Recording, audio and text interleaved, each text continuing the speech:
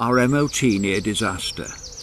If you should need an MOT, then do please listen to me and organise it in advance, or you will be led a merry dance. Because we are happily on our travels fancy-free, staying with family and friends in north and south, it never ends. We booked the car in the day before the MOT expired, not with time to spare and more. So when we stayed with my daughter and she was ill, we ought to have been able to say and help without fear. But the next day at us did veer, because it was MOT time and we had cut it fine. So I had to go home by myself and leave Eileen to help by herself.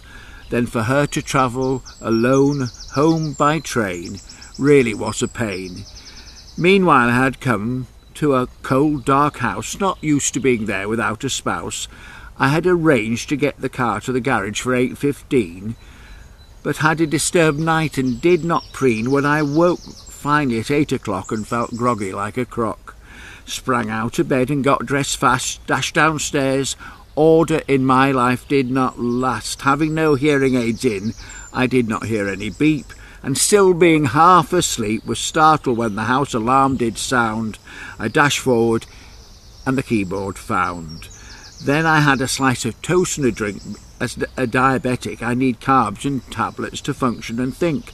Then I grabbed my keys, both sets if you please, one for the car, the other for the door. I really did not need any more. I grabbed my coat and then did open the inner door, having set the burglar alarm once more. Closed the door behind me, it locked with a click. Now this is where you really will think I am thick. I was now in a space the size of a phone box. No space to swing a cat or a fox. The front door was locked secure, the inner door too, for sure. I looked in my hand, and I had not planned to have 2 sets of car keys and none for the door, and all there was in there with me was the floor. 1 set of keys was with Eileen in Warwick. This sure was making me panic. The next set, mine, were on the bottom of the stairs. By now I was thinking straight, of that I was aware. I keep them there on the advice of the fire brigade. I really was now getting afraid. I did not want to stay in this little space with no food, drink or loo. I was not feeling ace. There is a 3rd set of keys with my mate Darren, but he works for a builder in places foreign, like Scunthorpe, Barnsley and Leeds. Not likely to be about to help with my needs.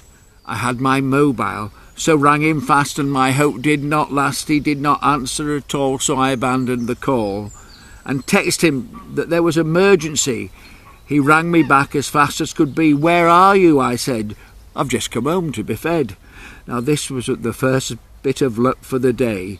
He came and let me out, now the hero of the day. Just then our postie arrived and had a laugh to think that I could be so daft.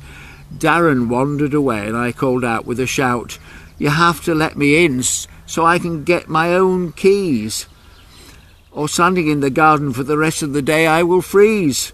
He laughed and called me a prat. Well, I think we all agree about that. I got the car to the garage only half an hour late. I really am thankful to have such a great mate.